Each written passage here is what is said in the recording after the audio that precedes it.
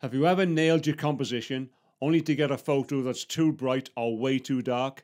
You're not alone, and you're not doing anything wrong. In fact, your camera thinks it's helping, but sometimes you need to override it. Today we're unlocking a simple trick that gives you immediate control over how bright or how dark your image looks without diving into manual mode.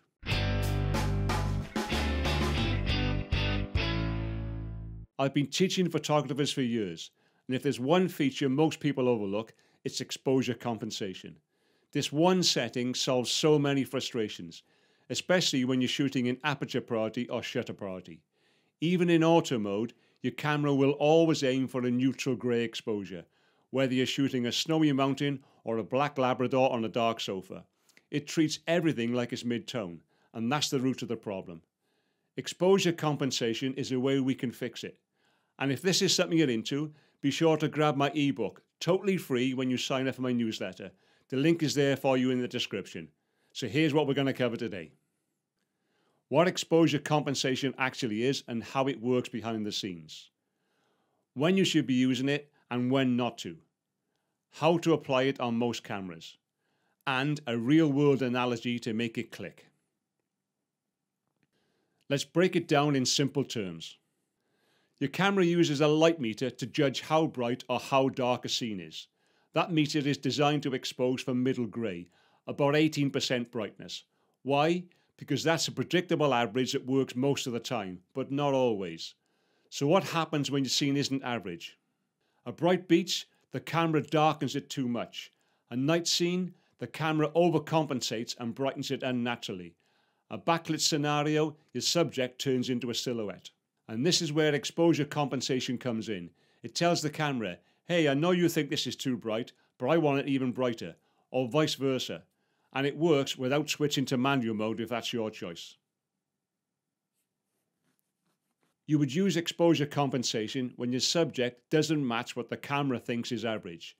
Some classic examples being snowy landscapes. Your camera wants to darken them, so dial in +1 or +2 stops of exposure.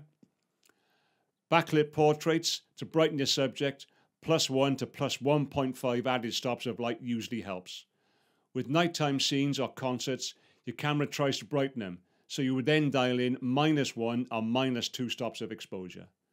And with high contrast lighting, where the subject is much brighter or darker than the background, you then have the choice of exposing either for the subject or the background, depending on what you're aiming to achieve. Also, I would recommend using it in aperture priority or shutter priority mode. It works with your chosen setting by adjusting the opposite variable. If you're in auto mode, some cameras still allow exposure compensation. To see if yours does, you would need to check your manual. How many of you read your camera manual? In my experience, not many. Think of your camera like a friend who always picks the middle option. You ask them how spicy the food is, they say medium. You ask how bright the room is, they say average, even when it's clearly not. Exposure compensation is how you say, no, it's way too bright, let's turn it down. Or, come on, that's too dark, we need to brighten it up. This is you stepping in when your middle-minded friend is just too cautious. Most cameras make this easy. Look for the +- button or a command dial. Some mirrorless systems have dedicated exposure compensations, such as the Fuji, Sony and the Nikon Z. On Canon and Nikon DSLRs, you might need to hold the +- button and turn a wheel. And you may have to consult that manual again.